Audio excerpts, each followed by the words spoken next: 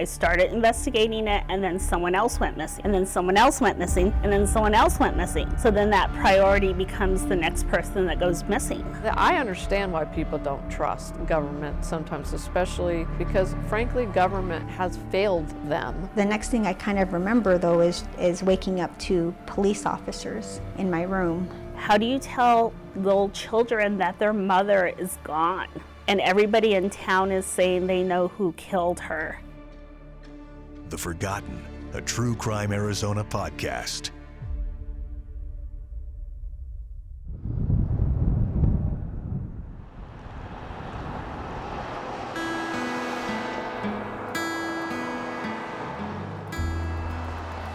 I was born in Chinle, Arizona. That's where my mom's family is from.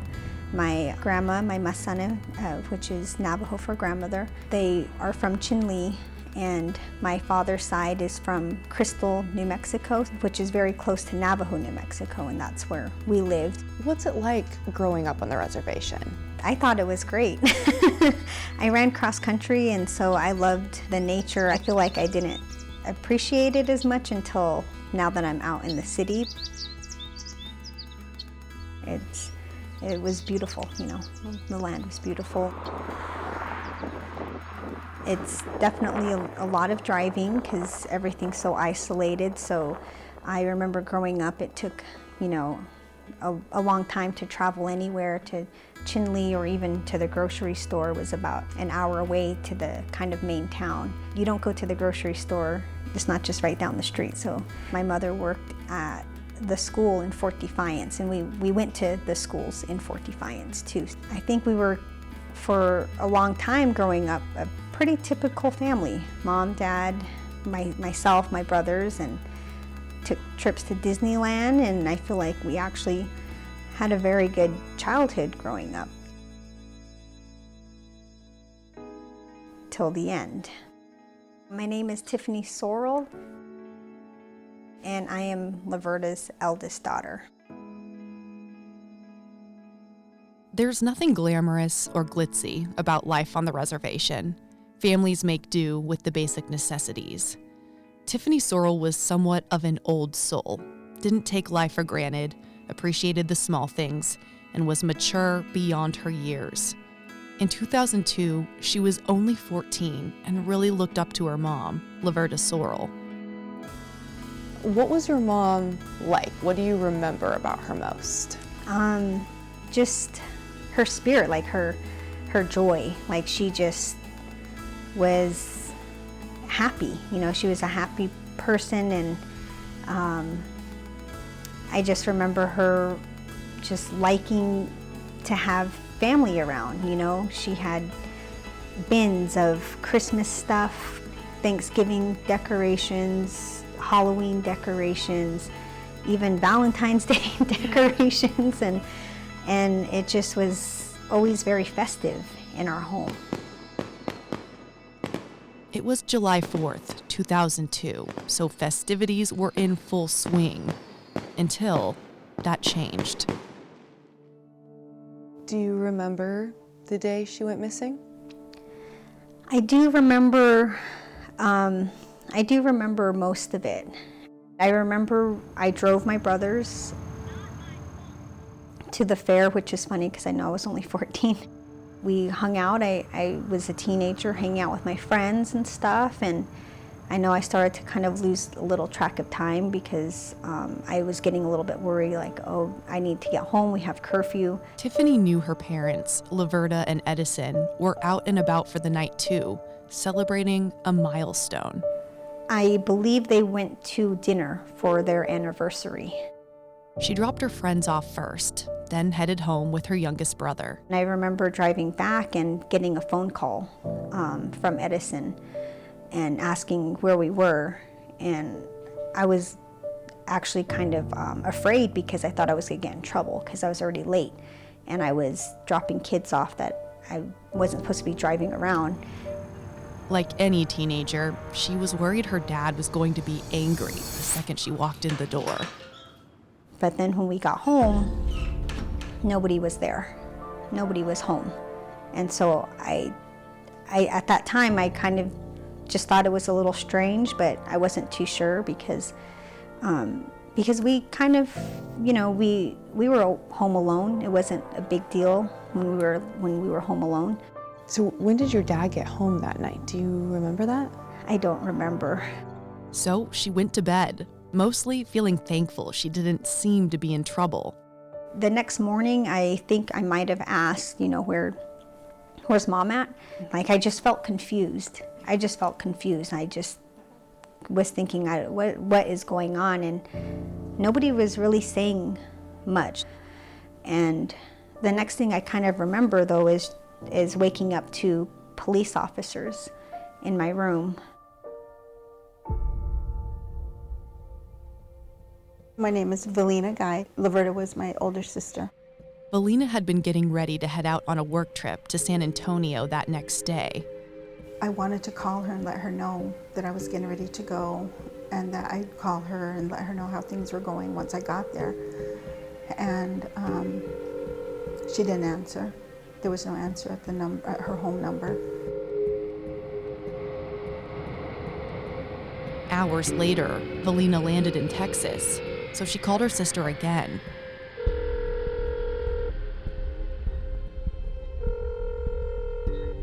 No answer. There was just something that started to go off in my head a little bit, and I was like, why hasn't she called? And then I called her work, and they told me that she hadn't called in and that she wasn't there. Something wasn't right. She never missed work. For all anyone knew, her husband, Edison, was the last person to see her. And that's when he tells his kids and Laverta's sisters that something kind of weird happened. That night that Laverta disappeared, though, you guys had gone to an anniversary dinner, right?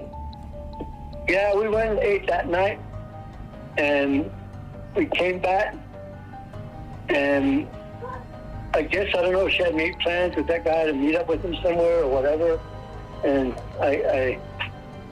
she kept wanting to leave, and then I just kept telling her, wait till the morning, I said, I can drop you off in the morning.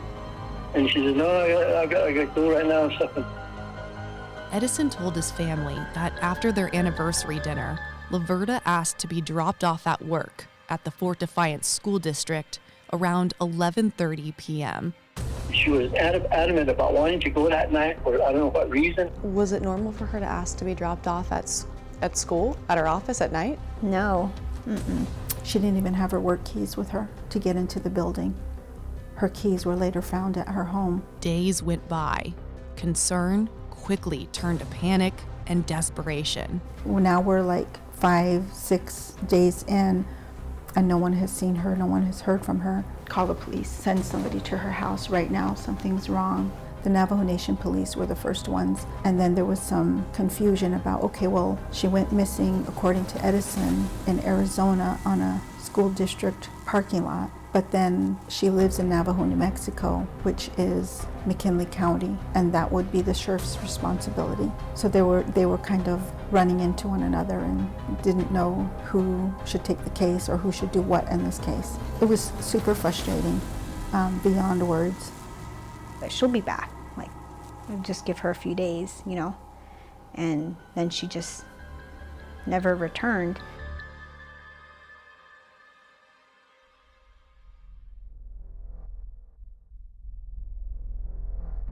That was 21 years ago.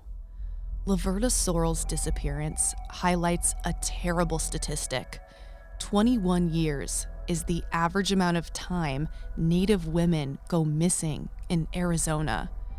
That was only the beginning of her story. It would become so much more complicated the more we learned, and sadly, her case parallels many others. What began as a documentary and podcast season to help shine light on this problem turned into a months-long search for the truth, the uncovering of systemic failure that led to even more victims than we imagined, and our persistence to get the attention of the highest government officials. And the thing is, we did get their attention. It worked. We couldn't have predicted how this was going to unfold.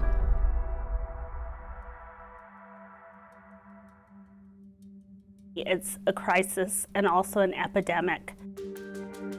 The acronym is MMIW, Missing and Murdered Indigenous Women.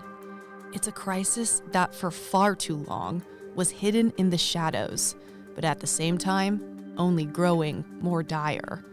Darlene Gomez has now found herself at the center of it all. I've spoken to a few of the Navajo Nation criminal investigators, and what they tell me, I started investigating it and then someone else went missing.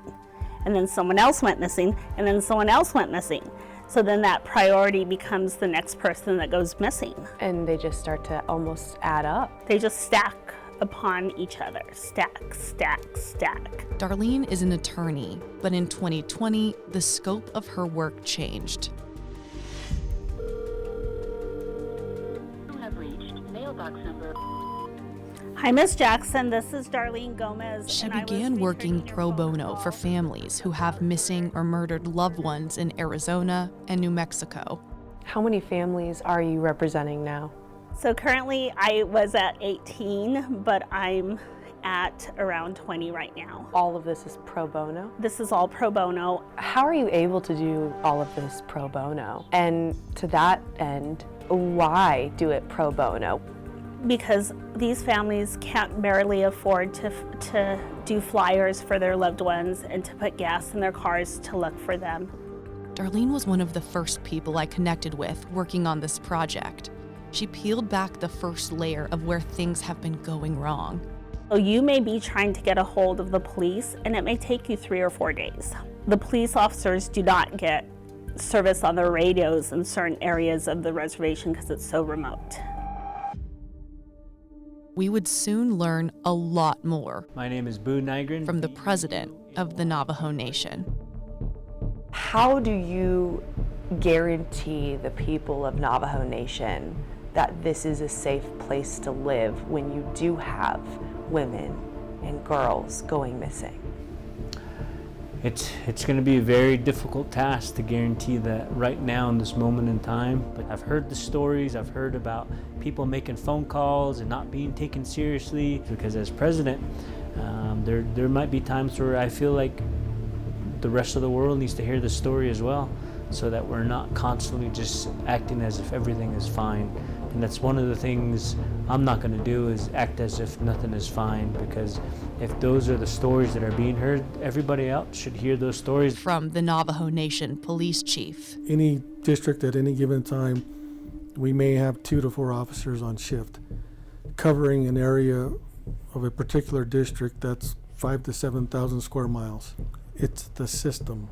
The system is broken, and we're a part of that system. From lawmakers and top officials. The data doesn't exist, and it's really hard to get state funding without data. Arizona is the 3rd worst in the country for missing and murdered Indigenous people. 3rd worst. We have the 3rd highest number in the country, behind Oklahoma and Alaska. That is not okay. It's not acceptable. You know it's spiraled out of control when state leaders admit their offices have been part of the problem. And eventually, we'd learn how it became this bad as our investigation went on. I understand why people don't trust government sometimes, especially on this issue, because frankly, government has failed them. Government has failed them over the last decade or two.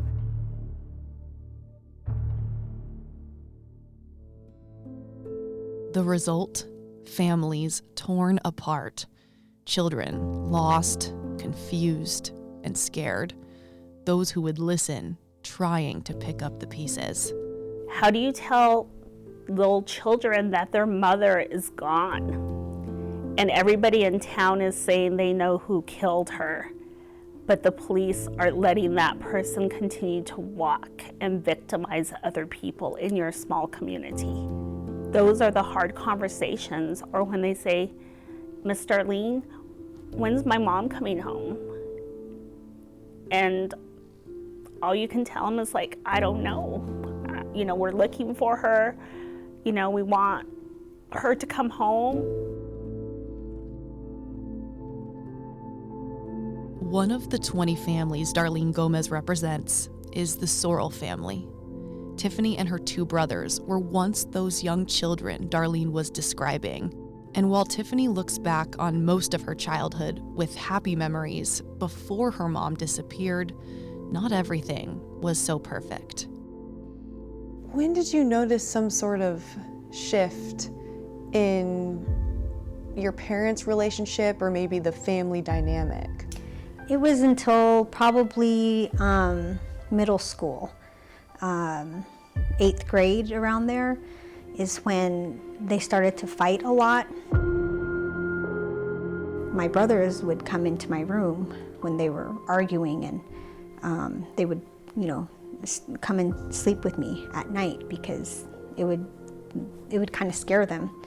And even cases of holes being punched in the wall.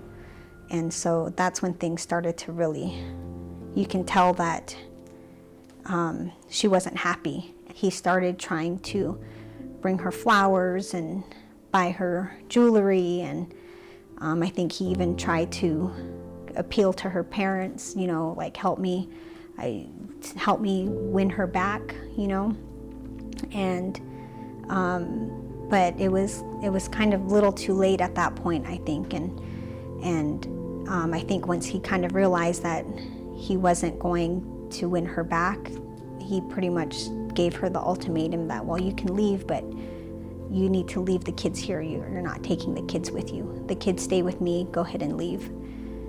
And how did that go over? I think that's what made her stay longer, but it did not go well because there was times where he would lock her out. Sorry. I'm just remembering my brother's crying at the window, at the door, because he wouldn't let her in. And my little brother actually sneakily unlocked it for her, and she was able to get back inside, but it was pretty tumultuous at that time. At my 8th grade graduation, I remember looking at her and thinking, like, she's not smiling in these pictures compared to the other pictures where she was always smiling. But in my 8th grade year, during my promotion, I remember she was a lot more quiet and not didn't seem as happy.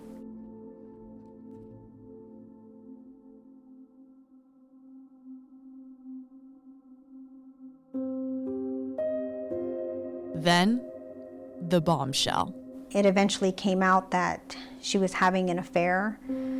We actually met him before, me and my brothers. Yeah, I was a little annoyed because it seemed like I was thinking, leave first and then start. What you want to start was my thought with her. Valina said eventually their whole family knew Laverta was having an affair. There wasn't much of an attempt to keep it a secret. But because of how Laverta and Edison were married, this was more complicated. They had had a traditional wedding, a Navajo wedding. And so my older brother had talked to her and told her, because of the way that they were brought together in that union, culturally she would have to go and explain to my parents what was happening and what she had wanted to do. And so she told my parents. Yeah. Mm-hmm. She announced that she wanted a divorce. Tiffany already saw that writing on the wall. They eventually sat me down and told me that they were going to get a divorce. And I remember thinking, I think I kind of chuckled a bit. And they were kind of like, no, this is like serious. But I kind of thought like, well, finally. I mentioned we met her boyfriend, and it kind of just seemed like, well, I guess this is where it's going. And like I felt like, all right, they're gonna get a divorce. And I was okay with that because I thought now the fighting would stop. So that July 4th anniversary dinner was going to be the last Laverta and Edison would celebrate together. I was talking to her about, why don't we work this out? Why don't we do this? And she told me, she says, I'm afraid of that guy. He can do stuff. And I said, what do you mean by that? And she said, she wouldn't tell me specifically. And I told her, what does he mean? Is he threatening you? Is he threatening the kids? And she said, no, he knows stuff. What did that mean? It definitely didn't sound good. But from Edison's point of view, this affair wasn't new. In fact, both Edison and Tiffany told me Laverta would frequently go spend time with that man. So when she asked to be dropped off at the school district that night after dinner, Edison didn't like it, but he wasn't necessarily surprised. This was an ongoing thing for a whole year, and she was leaving for months at a time, wanting to come back, and she comes back. Then she leaves again, and she comes back. So it was kind of a routine thing. So when she left that night, I didn't think of anything, because she's done that before. But when she didn't come back, all he could feel was guilt. I would cry, thinking about it, wondering what's going on. I think about all the ifs. Maybe I shouldn't have taken her that night. I should have made her stay. There's all these ifs, and I was blaming myself for the longest time, In Navajo culture, the eldest daughter is typically kind of like the second mom. And so that's essentially what happened when she left.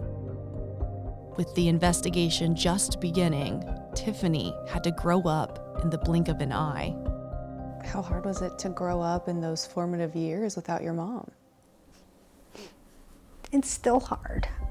It was very hard.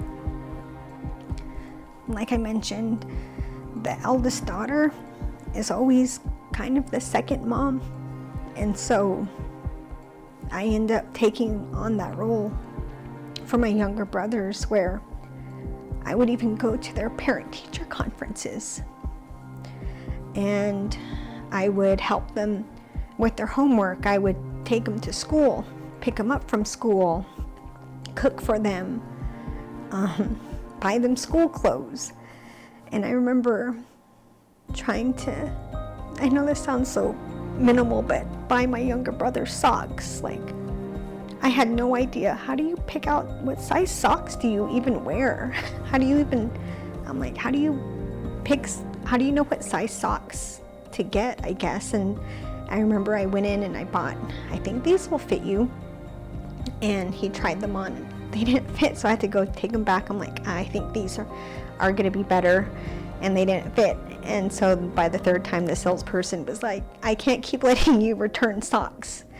And so luckily I found some that fit, but I would even work summer jobs. And the money that I would earn at those jobs, I would help my brothers with their school clothes.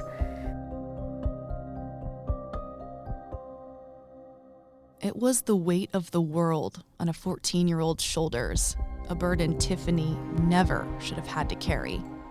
While Tiffany was handling the emotional aftermath, the rest of her family was knee-deep in the law enforcement investigation because now the FBI was involved. And that's what I told the FBI, that, she was concerned about him, that he knew stuff. And that was the number one question. Who truly was this man she was having an affair with? And why did Laverta go to meet him at the school district late at night? We didn't even know if that was really the last place that she was seen. Slowly, Laverta's family would uncover details that deepened the mystery even more. The case was about to take a sharp and pointed turn. So, when the FBI told us that they were going to go from a missing persons case to a homicide, I knew that they were finally on the right track.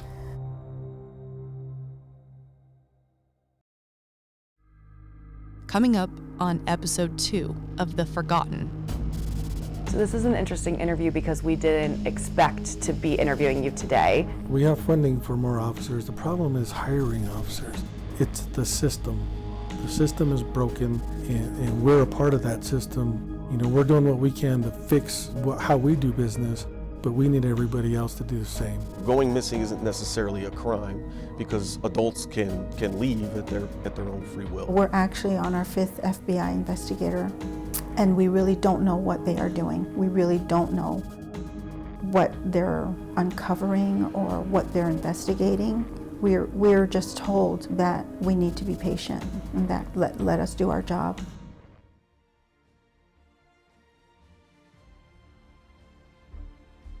True Crime Arizona, the podcast, is hosted by me, Brianna Whitney, and produced by Sergio Hernandez. It's a production of Arizona's Family, 3TV, CBS 5, and azfamily.com in Phoenix, Arizona. This is True Crime Arizona, an Arizona's Family Originals podcast.